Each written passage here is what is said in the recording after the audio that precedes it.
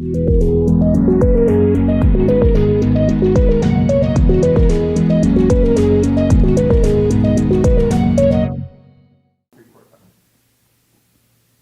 my name is Gareth. You're watching the Hub Online Network, and boy, do we have a treat for you today. Councilwoman Sue Peters has made the trek all the way from Cache Creek to Ashcroft. Sue, how are you doing today? I'm doing great. All that way, I had to really plan this trip, you know. I bet. I had to stop for water a couple of times. Yeah. Gas Had a up. snack in the car. Right? Yeah. I was. Have you been following my escapades online? I've been walking.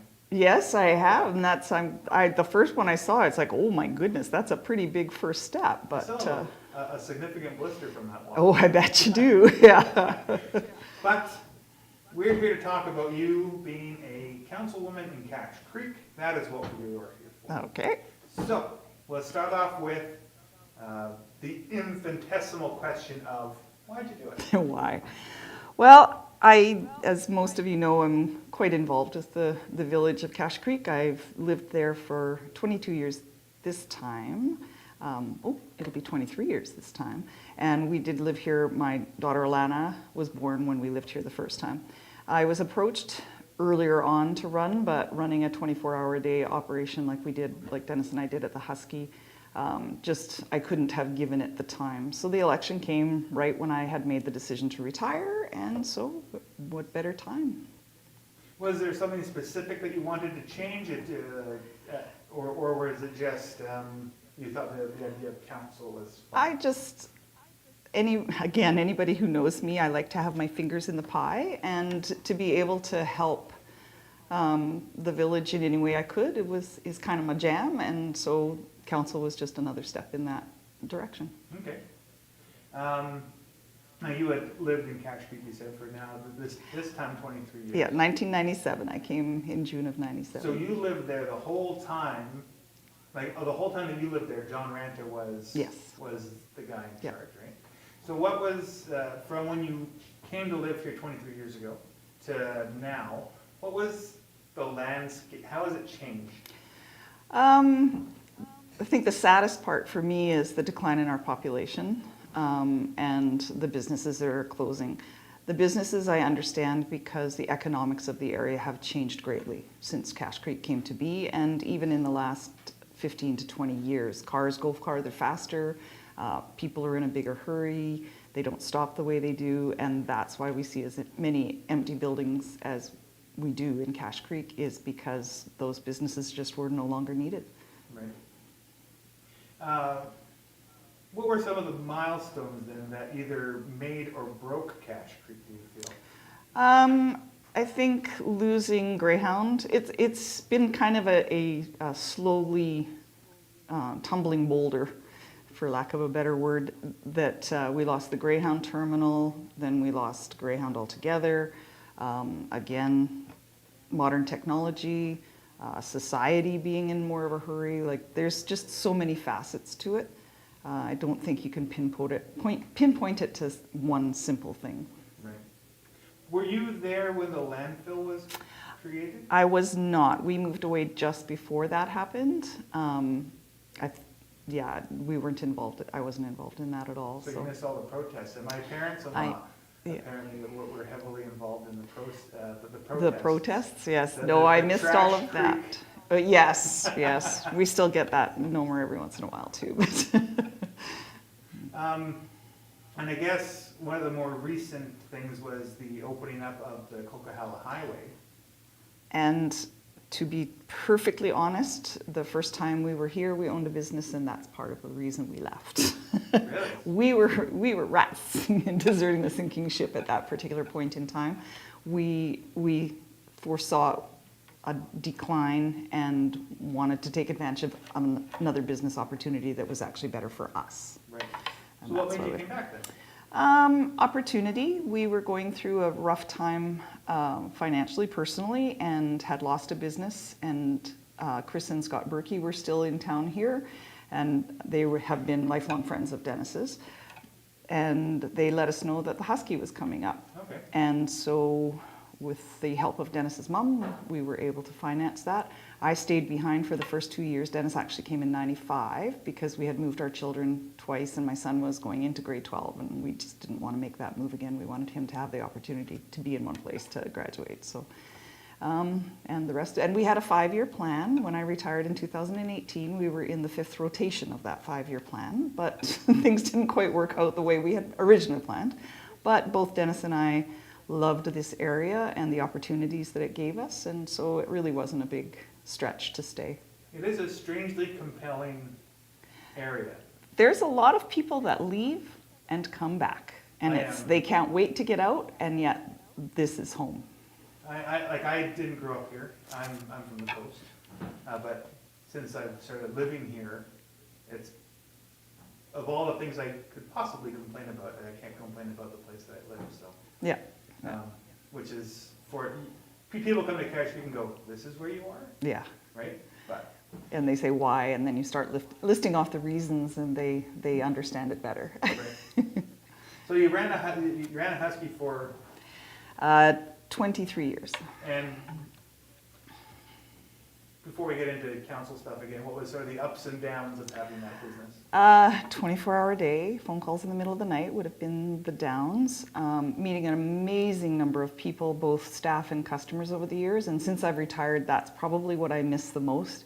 We had loyal customers that came in every day. We had customers that we saw once or twice a year when they would go up to Alaska and come back every year, that would always stop in and see us. And I miss that, the camaraderie and the people.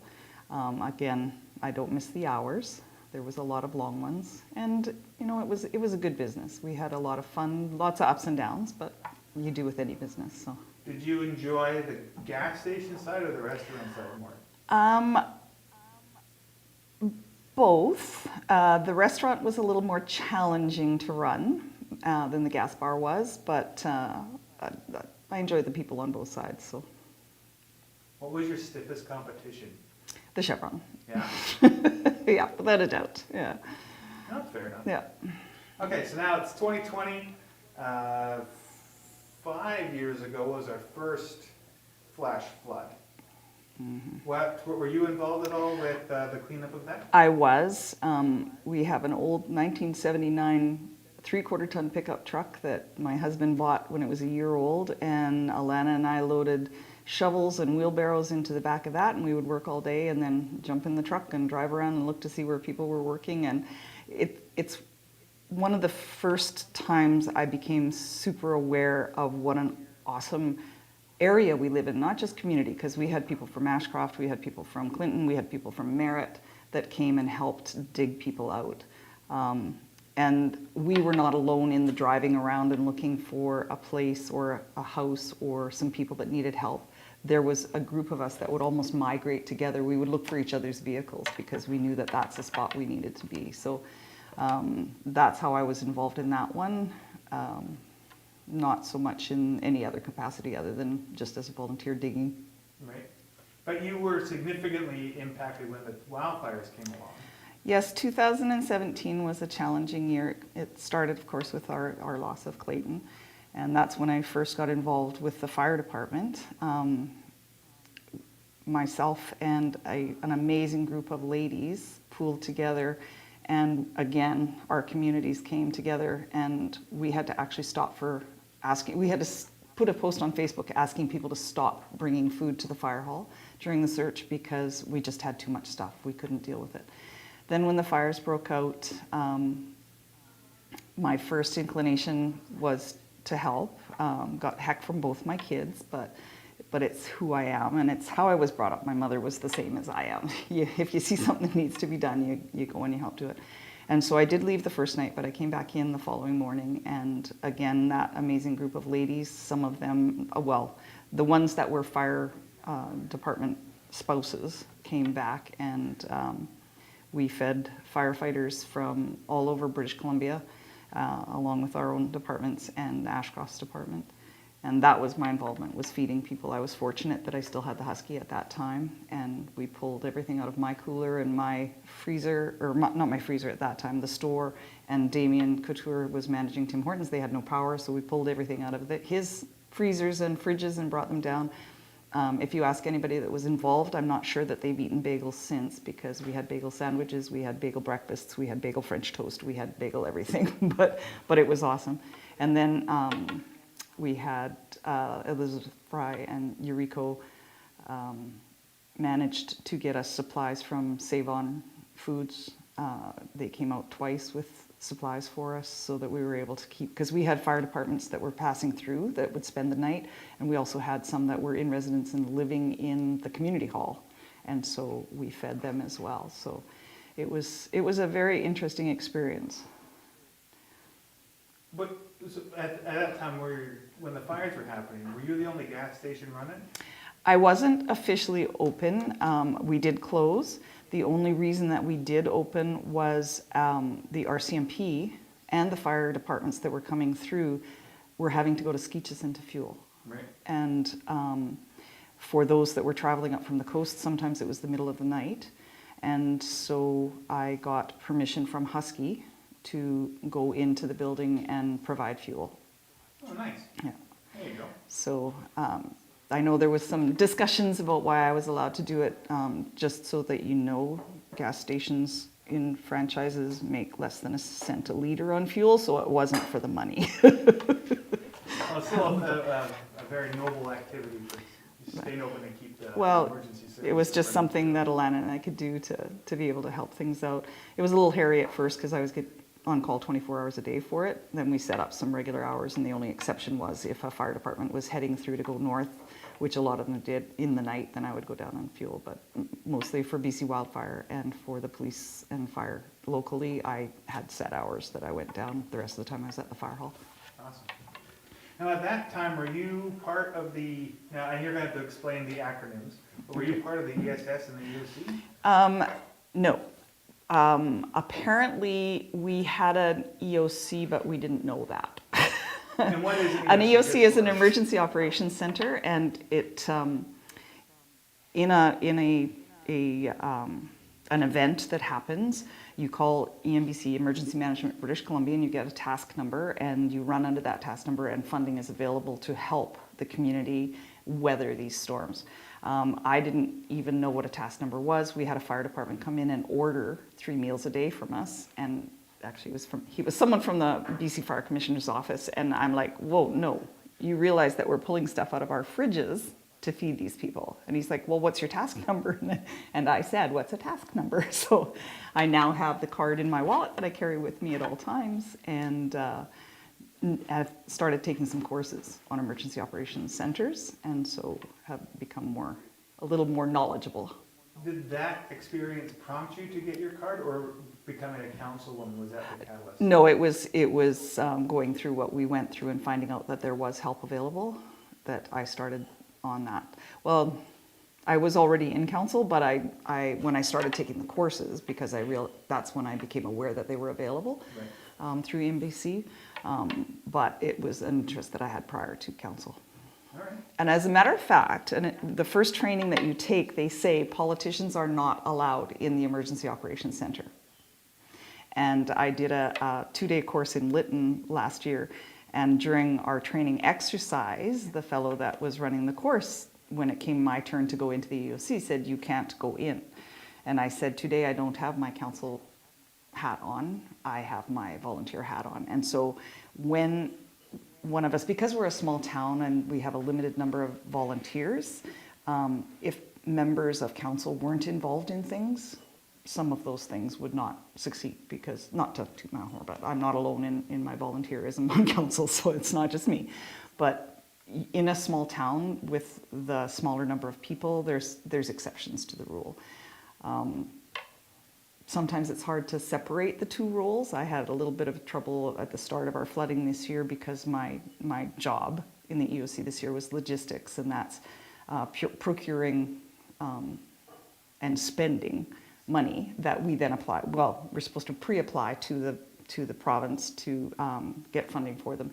And because things were happening so fast, and we had a little bit of control issue at the very start, money was being spent without the approvals being put in place. And there were a few nights I didn't sleep worrying about that from my council point of view, that I knew the village couldn't afford to foot those bills without the financing from the government.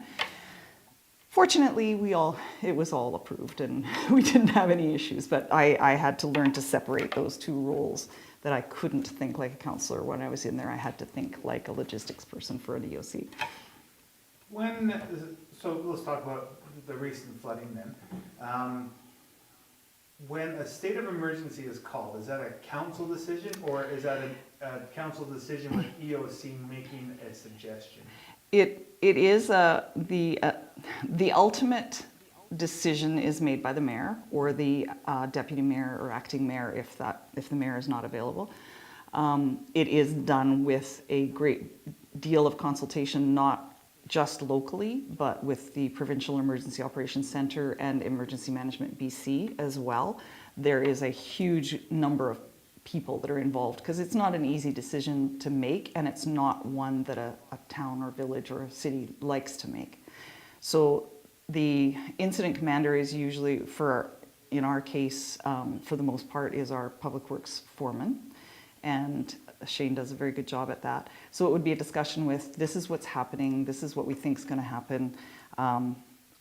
We need to be able to access properties, we need to be able to do works in the river and the creek. Those are all things that are allowed under a local state of emergency, and so that's when that decision is made. We don't, in order to do emergency response, we don't have to be in a local state of emergency. So there's two layers to that pie, which I've only just learned this year, so I'm constantly learning things. But so I live in Cache Creek, yeah. so I watched it all sort of happen. And I remember the night that it started. It was a Saturday night. Saturday, April the 18th, yes. Like 10 in the evening, trucks started coming in and out of the Sage and Sands mobile home park, picking up riprap yeah. and bringing it to where it had to be. Yeah. But the creek, and this was the Cache Creek specifically at this time, because we have had 2 or 3 other flooding events with the Bonaparte. Yeah. But Cache Creek wasn't overflowing yet. It was preemptively, we know that it's coming, so let's be proactive. Yes. So is there a different set of protocols? Like it's not reactionary. We're getting ready for it. Yeah. Is it? It was imminent. We were still under a state of emergency at that point. It got declared that night. Right. Yeah. This is something I struggle with in what I'm learning this year. To me, to be able to be proactive and know that when Cache Creek floods, A, B, and C happens, let's protect A, B, and C prior to the event. Right. Under emergency management funding, no, we can't do that. We can only respond, we can't. Mitigation is under the umbrella of the village. So this year things happen earlier than normal for both the Cache Creek and the Bonaparte, and they have extended far longer than normal, and the damage has been far higher, far greater than we've had in the past. So we were able we declared the local state of emergency, and we got our task number that night.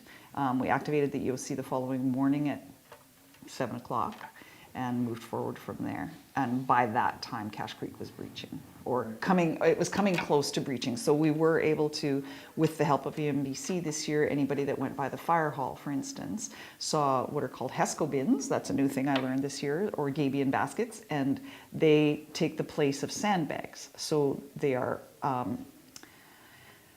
you can do a larger area in a much quicker time than you can with traditional sandbags.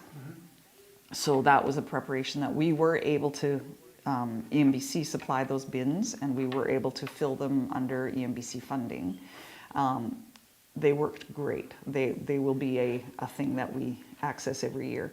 So I guess when you have a task number and the threat is imminent, then you can start to do those preventative things, but you can't do them like a month in advance. So.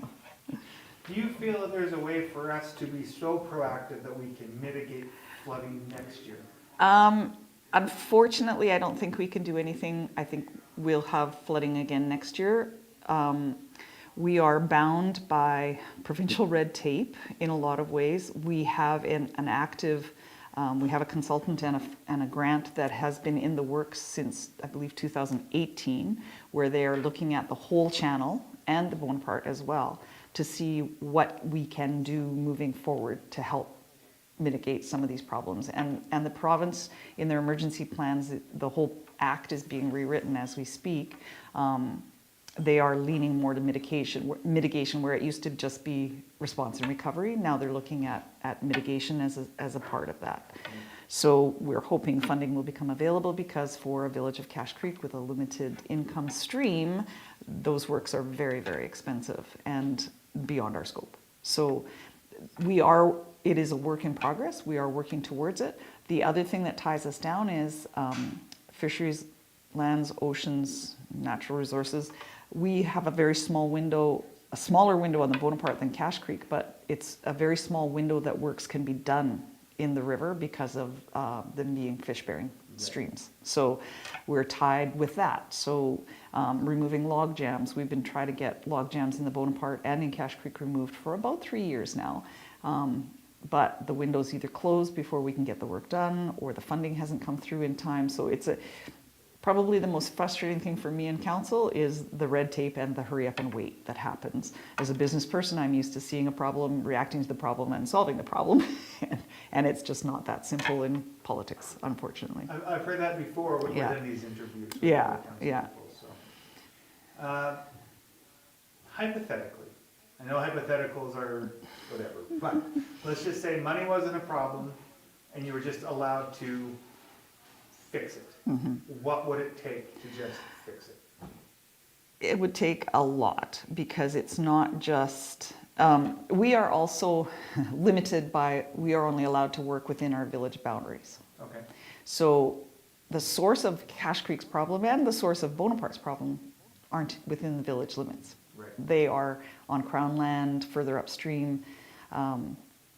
So in a perfect world, all of us would work together and we would fix this. But we know that we don't live in a perfect world. So for us, it is studying what are the best ways with the least impact to residents and businesses, because that's an important component. The Cache Creek corridor has a number of businesses right along it, including the elementaries and the elementary school as well, that would all be impacted by any mitigation works that are done. We also have to deal with Ministry of Transport and Infrastructure, because the culvert at Dairy Queen is actually the responsibility of Modi. So ours is the one by the fire hall and the one by Cache Creek Motel. Theirs is that one. So if we do works on these two, it still causes a problem there if they haven't done theirs. Right. If they do work and we don't do work, there's still an impact. So there's many, many facets to it. It's not a simple and easy fix, unfortunately. We'll switch gears here a little bit. Okay. Let's talk about councils. Okay, so as you've previously stated, you've been here for 23 years, and you're now a councillor. So before you were a councillor, you've been a councillor now for, this is your second year? Yeah. Okay. 2018. So you've been a councillor for 2 years. Mm-hmm. What is your council doing different in comparison to the previous council? And based off of what you personally see being on the inside opposed to being on the outside, Yeah, okay. are you objectively doing positive things for Cache Creek versus what the previous council was doing? Is it sort of similar? Or are you guys like, kicking butt? Cowboys. First off, I would never speak ill of previous councils or criticize what they've done. Councils do what they think the council at the time thinks is best for the village with the information and the resources that they have. One of our focuses has been to try to get some continuity of staffing, because that's been, I think, the biggest challenge for our council, especially coming in with myself being brand new. Wendy was 2 years in term. Lisa was our experienced. Councillor Pittman was on council, but it was a number of terms ago, so things have changed. When we took office, we had no administrator, no financial officer, and the 2 girls in the office were relatively new. We were fortunate in that Marilyn Surgison, who had experience with the village, came back to help, but we didn't have that continuity and that opportunity for training that a council needs from that experienced senior staff. So I think that was probably our biggest challenge. We're still finding things that got lost in the shuffle, funding opportunities that we didn't even know about that are coming up, and it's solely that continuity issue. So that's kind of been a focus for us, is to get staff in place that are going to be here for the long term, or in municipal politics, I'm learning that's like 5 years, 4 or 5 years. But to have some continuity and to get those programs back in place that might have gotten lost in the shuffle with turnover. I think that it was quite interesting when we did our roundtable prior to the election, when we all got our opportunity to speak, that every single person that was running for council had the same goals. They all wanted to work towards getting things moving and building Cache Creek and those things. So it's made our council meetings sometimes seem like we're just rolling through things, but it's because of the similar states of mind or similar ideals of what we'd like to see happen. So. Right.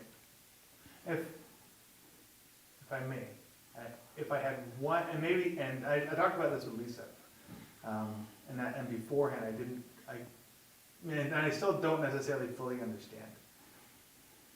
The way that you guys structure your council meetings, in comparison to, say, Ashcroft, you talk about the committees that you're on, and that seems to be sort of the backbone of the way that you do your council meetings. But you don't always do meetings, so it's very easy to, I think that your guys' record is like 7 minutes and 20 seconds. For a meeting. For a meeting. And it was only because that one was literally, okay, here's this meeting, no report. This committee, no meeting, no report. Yeah. Now maybe that is because of COVID, possibly. But what committees are you on, and how often do you actually have a meeting to bring information back? If that makes sense. Finance is co-chair of finance is probably my biggest committee. I'm on a couple of other smaller ones. Committee meetings are a bit of a misnomer, I guess. We have to publicize them. They are treated exactly like a council meeting. They have to be made to the public. We do a lot of research and background on our own, either online or speaking with people. And so we don't always have those meetings per se. And the no report part is some of those committees are not active unless something to do with that particular committee is in the works or going to be in the works, or we would like it to be in the works. So when there's no meeting, no report, it's bylaws is a perfect example. There's nothing really that's happening right now. And part of that is just because of what's going on right now. But that committee would only meet if a bylaw needed to be changed. Okay. Or revised, or a new bylaw created. So when there's no report, it doesn't mean that we're lazy. It just means that there's nothing in particular to do with that category or that little part of things at the present time. Right. Fair enough.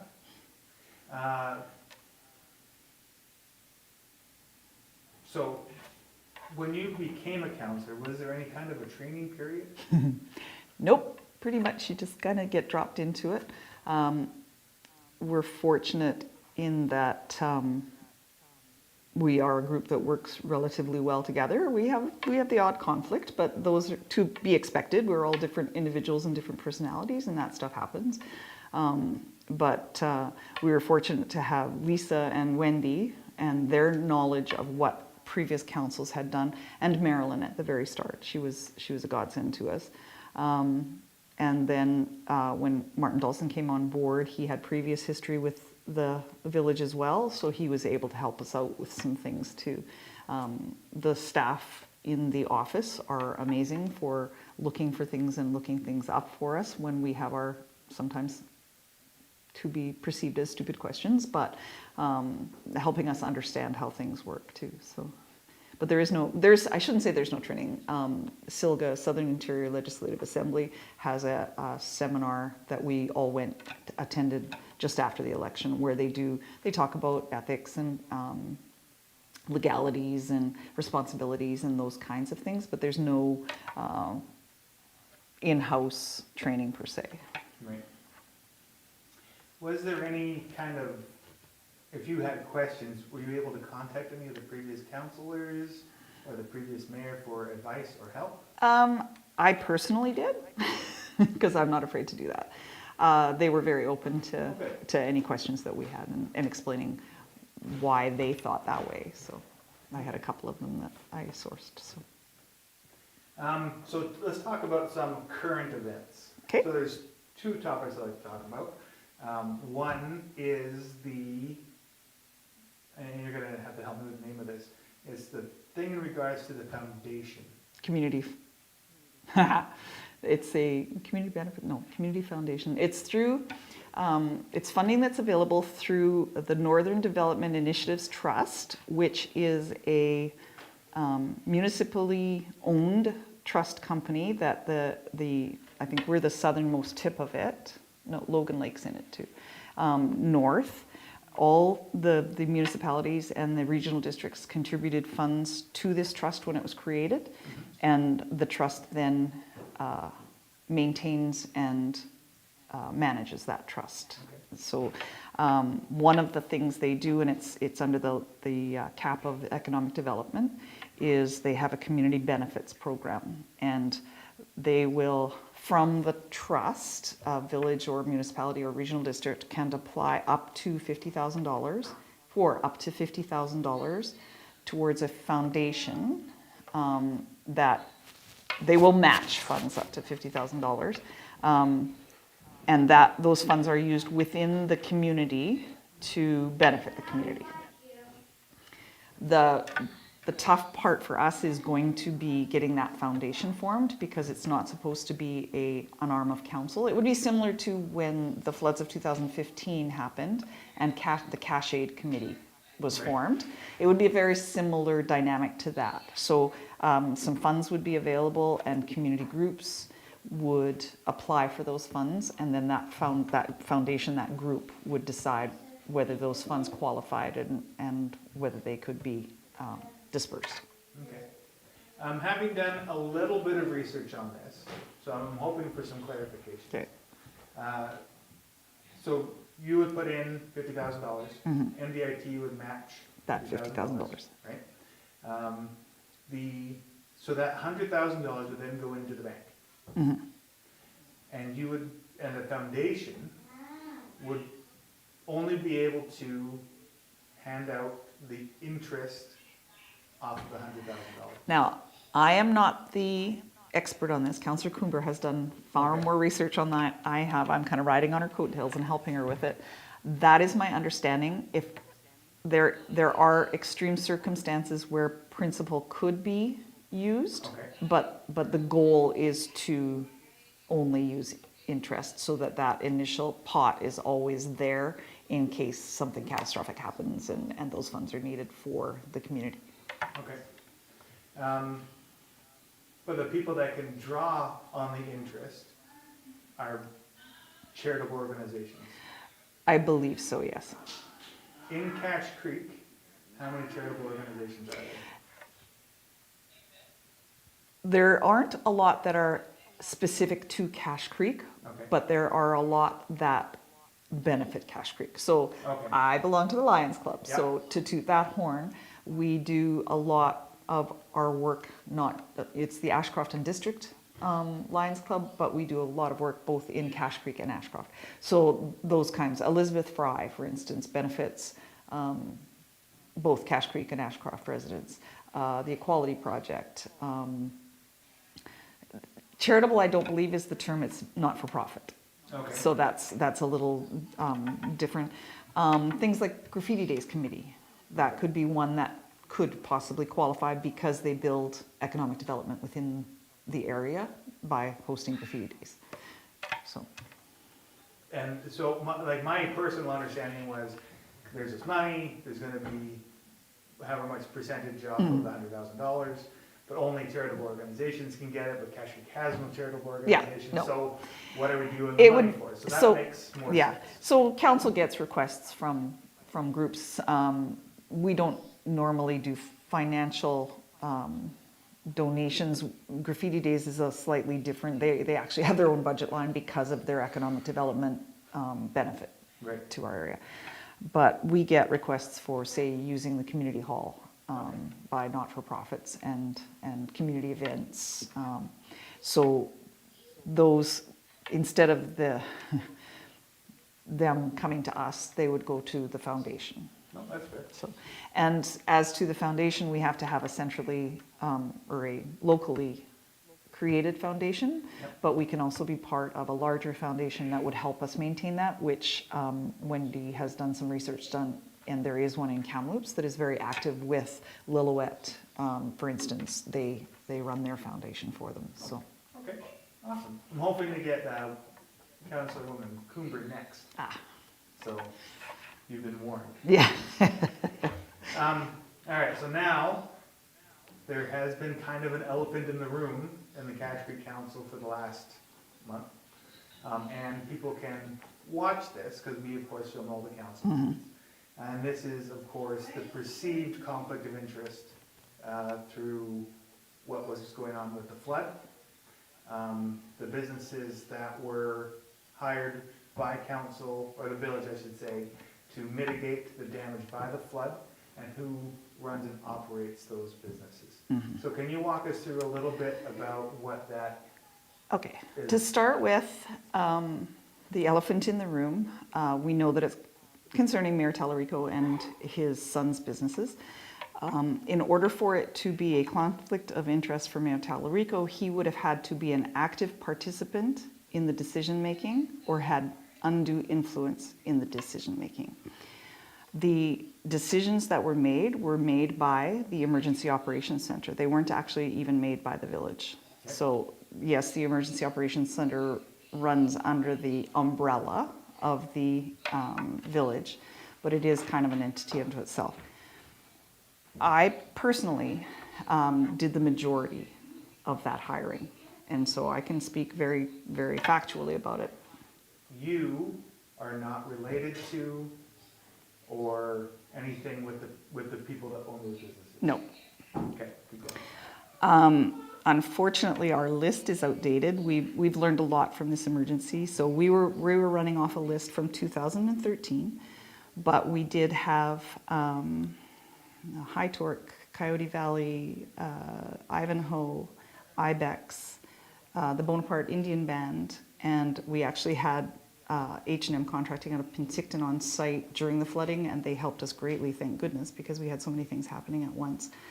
The local 5 that we had on our list were given priority over H&M, of course, because they weren't local. The decisions were made based on equipment and availability. So we have a list. I start at the top of the list. I call down until I find somebody that's available. What were some of the conversations like?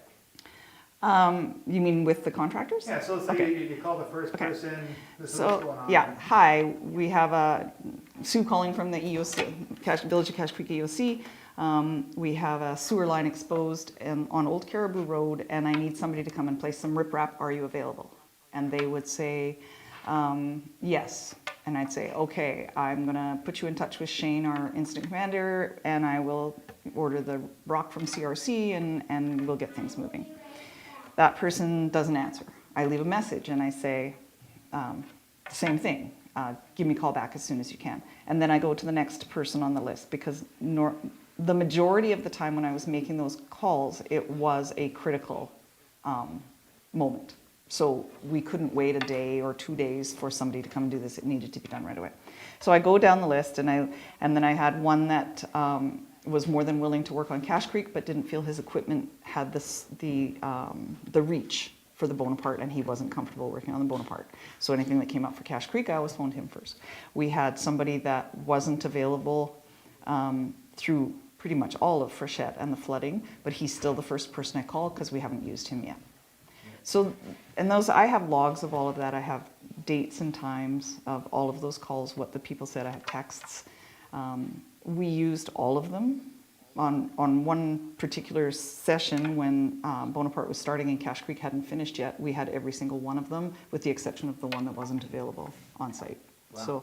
So we, and Shane, our Public Works foreman, who in the past has kind of made those decisions, he is also very cognizant of fairness. And so he comes to me and says, hey, we haven't used so-and-so, is there a reason? So there's checks and balances in place as well. So my personal feeling is that we did the best to our ability to avoid any conflict of interest. There was no conflict of interest in my eyes, but I am only one person. And that if you spoke to most of the contractors in town, they would probably back me up with what I've just said. So, which of the council members, which of the council members are involved with the EOC and the ESS? Councillor Coomber did communications, and I did logistics, and Lisa has been for years the head of our emergency support services group. Okay, so the name that is missing that would be in that room would be Talarico, which it sounds like he wasn't. No. Well, he was in on briefings. Okay. We had briefings usually, well, in the height of it, sometimes 3 times a day, but he would be in on briefings, as well as the administrator was in on the briefings, but it was mostly to see what the village could do to help. Okay. It was not as a in a professional capacity. Okay. Yeah. Interesting. Well, is there any other comments you'd like to make about that? So my whole goal here was to say that he wasn't in the room, right? He wouldn't have had an opportunity to have helped make those decisions, let alone make those decisions. And his family, realistically, was not first called. On numerous occasions, no. Matter of fact, the first work Noel did with, or IBEX did with this latest flood event that we had was 4 or 5 days into it, and he hadn't done any work prior to that. We'd had all the other contractors on site. Okay.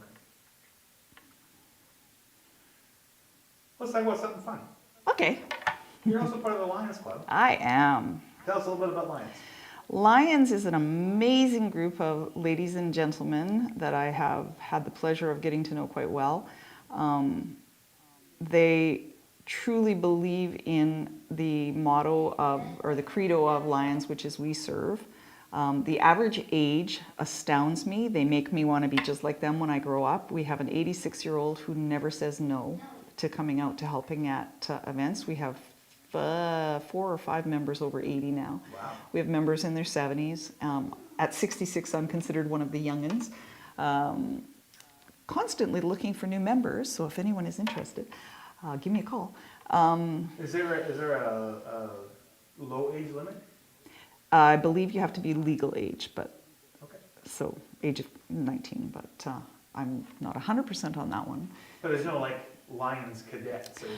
There actually is. There's a group called Leos, okay. Which is, we don't have an active Leos group here. There's one in Kamloops, and it's usually done through the school, and they get involved in things that the Lions Club, they'll come out, for example, pick up bottles and cans at an event where we have our trailer doing barbecues and stuff. So, and they are involved in the food bank and those kinds of things, helping out. So starting them at a young age to that credo of we serve. Awesome. Yeah, I really enjoy it and encourage anybody that's at all interested in seeing what we do once we're allowed to have meetings, to come and join us, and even just come for an evening and see what our meetings are like and see what kind of things we're involved in. Well, what do you guys do at events? A lot of ours is behind the scenes. It's monetary donations. So all of the service clubs in the area are challenged right now because we can't have bingos. We can't have usually our trailer would have been at Mother's Day, graffiti days. We were supposed to have our trailer at the August 14th event that was being organized to raise money for Honor Ranch, those kinds of things. So we've had to we're having a meeting, an outdoor meeting actually coming up next week on the 25th to kind of go over what our priorities are going to be given the fact that we can't build our coffers back up and that we're just giving up. But we support, if someone has a tragedy, loses their home to a fire, there's an automatic $250 donation to the family with no questions asked, no application. The money's just delivered to them, usually through ESS. We have the fire department, Lions clubs around Western Canada work together, and we've made substantial donations to the Ashcroft Fire Department, the Cache Creek Fire Department, and the Loon Lake Fire Department. Very involved with EFRI and the Equality Project and supporting those. Just, yeah, a lot of different little things that people may not know about. We, for years, had a hearing aid project. We just did a wonderful fundraising event with Tim Hortons, the Smile Cookie campaign, where not only did we raise enough money to buy new hearing aids for the young man that we were raising the money for, we also put money aside for his next set of hearing aids. Nice. And we also donated money to the cadets for who he is involved with towards their trip, which unfortunately got canceled, but back east for the anniversary thing they were raising money for. So our community, we just had a barbecue, a COVID-safe barbecue at Canada Day, and thank you for giving us a little push in there when you did your filming up there. And we had people that came just to get a burger in the pouring rain just to support us. So we have a very loyal following, and anytime we do any public event, I can't tell you how many people come up and say, you know, you helped my family in 1980 when we were going through a hard time. Like the memories are strong for those that have been helped by the Lions. So it's a great, great group. Well, if nothing else, next time you guys have an event, let us know and we'll put it on. We will. Our news show. We're actually going to be doing a barbecue at the August 1st Cache Creek Market. Well, they have graciously allowed us to be part of that. So, yeah. And the other thing the volunteerism thing I'd like to say is our Emergency Operations Center is run for the most part by volunteers. And so if anybody is interested, we're hoping to have a public meeting once we're allowed to and kind of do a recap over what's happened this past year and about what happened during the flooding stuff. And if you want to become involved, get hold of me.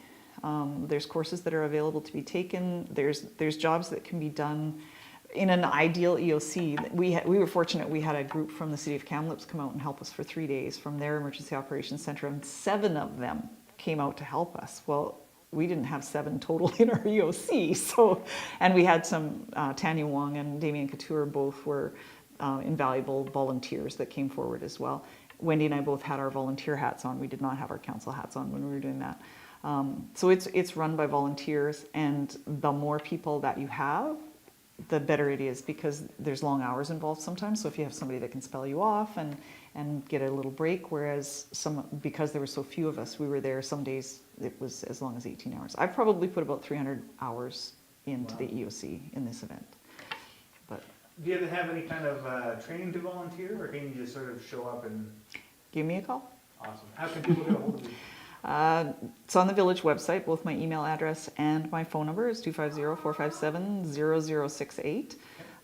Happy to answer questions, get you information. ESS is also always looking for volunteers. We had a great group. We had an emergency training session that EMBC set up so that they could do online when we were looking at hitting above the 1990 flood levels. Then there was a little bit of panic happening. Your park was part of it. If we had to do a mass evacuation, we couldn't handle it. So again, we worked with Ashcroft and Kamloops and had alternate plans for all of that. But volunteers are the cornerstone of Cache Creek. They're what keeps us going. And please, if you have time to give, get hold of one of us and we'll find you a spot.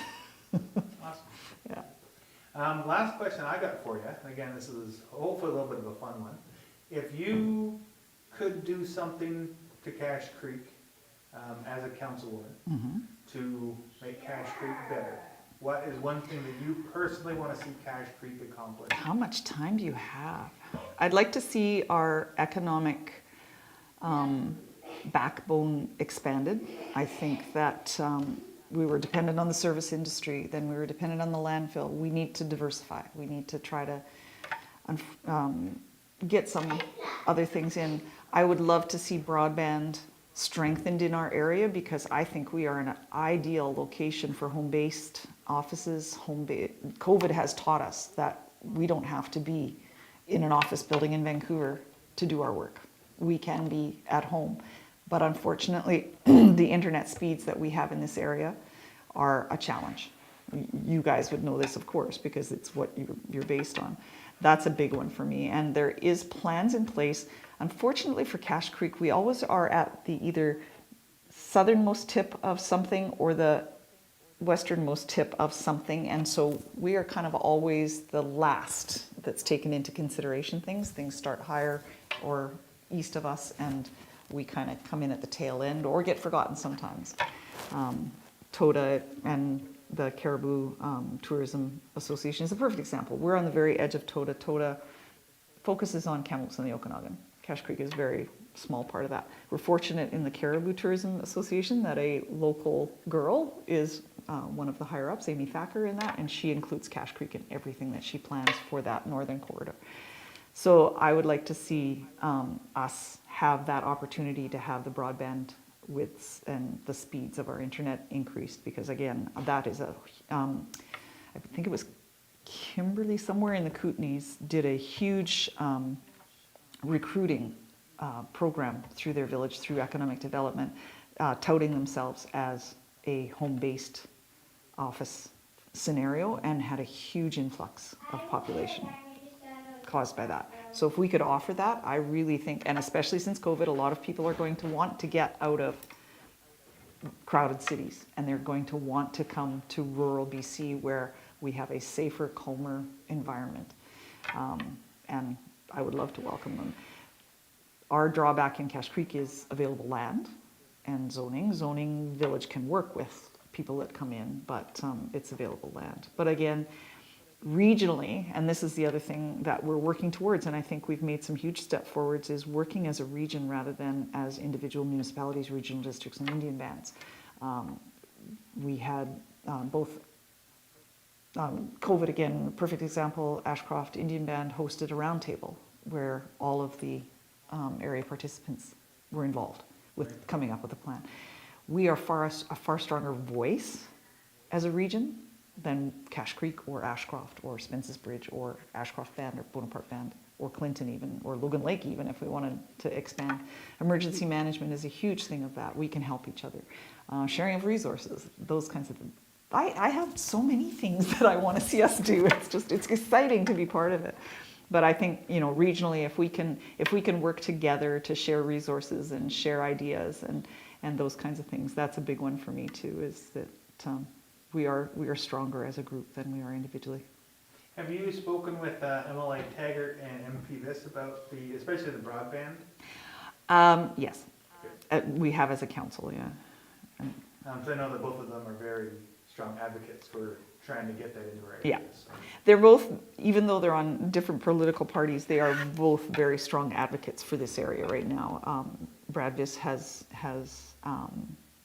taken our concerns with healthcare quite seriously. He's lobbying on our behalf. Jackie, of course, is tireless in lobbying for this area. So, yeah, I think we have a very good group right now, and look forward to what we can do together.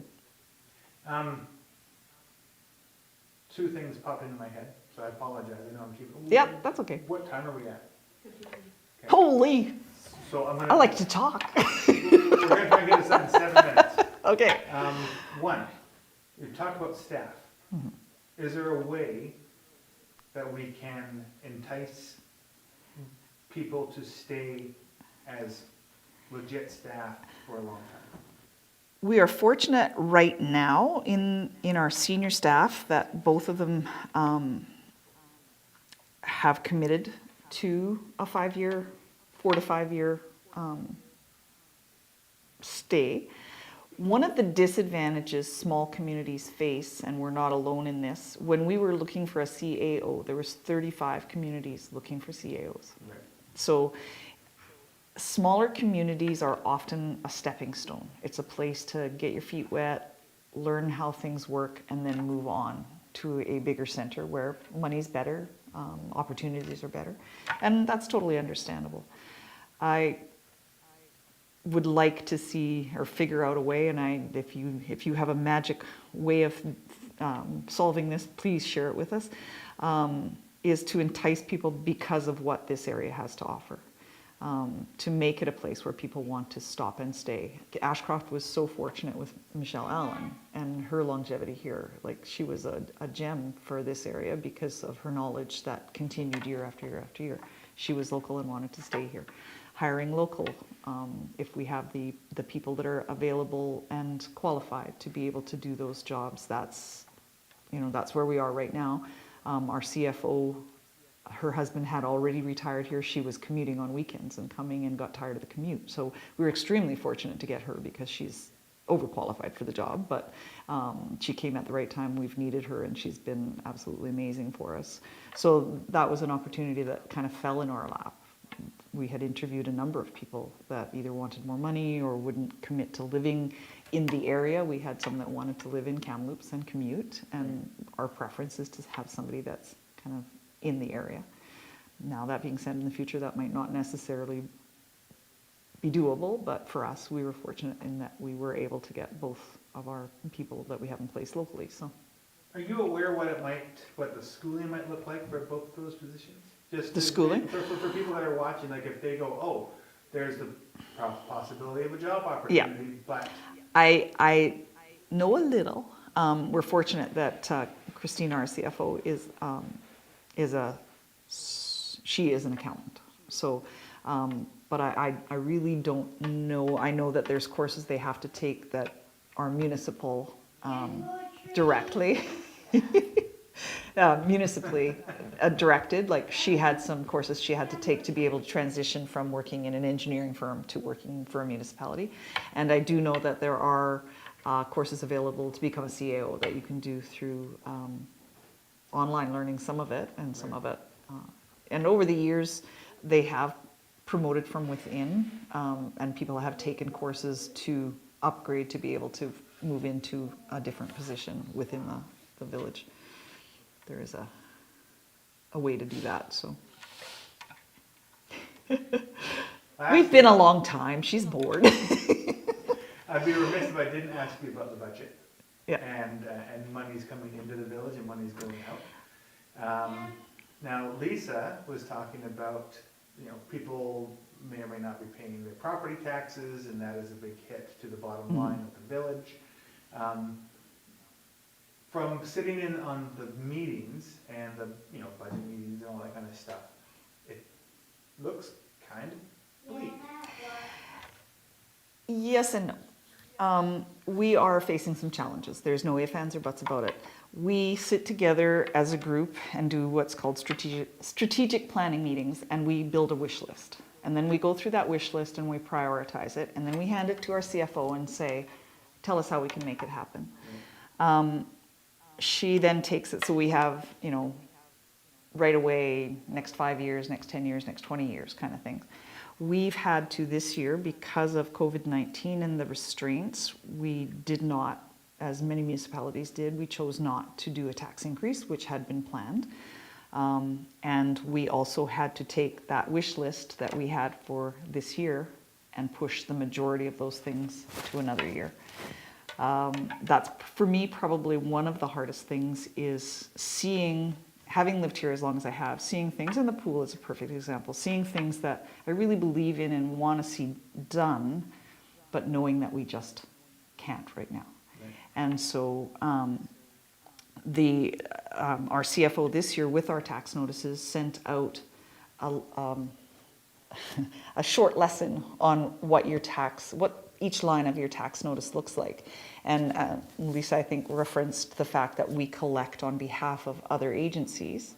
And so if your taxes include policing, schools, hospitals, regional district, we pay money to the provincial government, all of those monies have to be paid, whether you've paid your taxes by the village, whether you've paid your taxes or not. So if you haven't paid your taxes, we still have to pay those entities that amount of money that should have been collected from you. So not only are we out whatever you think your taxes are out, we are out that part that we've had to give away that we haven't brought back in. So 2019 is the latest information, of course, and we had about $50,000 in arrears. And our recourses are very time consuming to collect that. There's regulations in place that protect the taxpayer, and so it should, to give them ample time to be able to pay. So by the time we could actually sell a property in a tax sale, for example, for 3 years or more in arrears, is about a 5 to 6 year process. So, you know, the lag time, even if we did collect that money, we've paid out all of that other money already prior to collecting that money back, and so you don't usually come out ahead at all. And, you know, fortunately, in the time I've been there, we haven't had a tax sale, we haven't had to take that route, and I hope that people will do their best. We understand that these are challenging times. We're a service industry town. A lot of people either have had their hours cut or been laid off. It's a tough time, and it's a tough time for businesses as well. So, based off of the current budget, 2021, is there hope for the pool? There is always hope for the pool. Funding to be able to do repairs and maintenances to recreational facilities is very hard to come by. And our pool needs a lot of work, and it needs, we managed to open it last year because we got the extra gas tax funding. And one of our biggest challenges is the chlorine system that we have is not WorkSafe approved. We managed to do a temporary fix to that they approved for that particular year. You know, we did a walkabout with our village crew, and you know, the deck's uneven. There's so many things that need to be done. That being said, we're not sure whether it's going to be delayed with COVID and the cutbacks that are happening in other entities. There is some funding coming on stream that was supposed to come late October, November, early in 2021 that would allow grants for that kind of thing, that we're very, very hopeful. That being said, applying for grants is a very time-consuming and laborious project. So that's something that now you guys are possibly partnering up with Ashcroft through Yogi. We're working on with Yogi's company some of his asset management. Yes, and that in theory should open up more grant opportunities. Hopefully, yes. Okay. Yeah. So, you know, there's always hope. I believe it's important to our town. If I was to win the lottery today, I would build a new pool. I wouldn't even hesitate. My kids would be mad at me, but you know, I think it's an important asset. Recreation facilities to me are very important. We're fortunate that we have what we have, and the decision not to open this year was a tough one, but it was because we were asked to make a commitment to staff, and we didn't know what was going to happen with COVID-19, and given all of our other challenges with the pool loses over $100,000 a year on a regular basis. So given all the other challenges that we have, that's a big number we have to take into consideration when we make decisions. So I believe that the majority of council want to see it happen. It's whether we can or not. There's a line that you have to draw somewhere that it's no longer financially viable. So hopefully we won't hit it. Awesome. Is there anything else to talk about? No, just I would really like it if they can't come to council meetings. Hub Online Network has been amazing in their coverage of the council meetings, both for Cache Creek and Ashcroft. I've started watching Ashcroft's as well. It's interesting to see the differences in the way we do things, but that's a good thing. But come out to meetings or you know, watch the thing, and if you watch the Hub Online Network broadcast, and if you have questions, contact the village office or contact one of the council members or the mayor. All our numbers and emails are available on our Village of Cache Creek website, and be involved. Like the more feedback we get from the community, the easier our jobs are. Awesome. Well, thank you very much for your time. Well, thank you. I'm sorry I'm so talkative. Oh, no. I'll explain that in a second. Yeah. So yes, thank you, Sue Peters. Of course, Sue Peters, councilman for Cache Creek. appreciate your time. Councillor is the politically correct term. Oh, is that what it is? Yes. Gender I need to change neutral. all of my... Yeah, gender neutral. When I type out my reports to my bosses, I put councilwoman. Yeah, no, it's councillor, and then apologize, it's I generic. apologize. Although the women are taking over councils, both Ashcroft and Cache Creek, Right. and Clinton for that matter, so. I think I'd be more inclined if someone actually said that I don't identify as... Yeah. Anyway, I digress. Thank you very much for watching, and we'll see you guys next time. Thank you.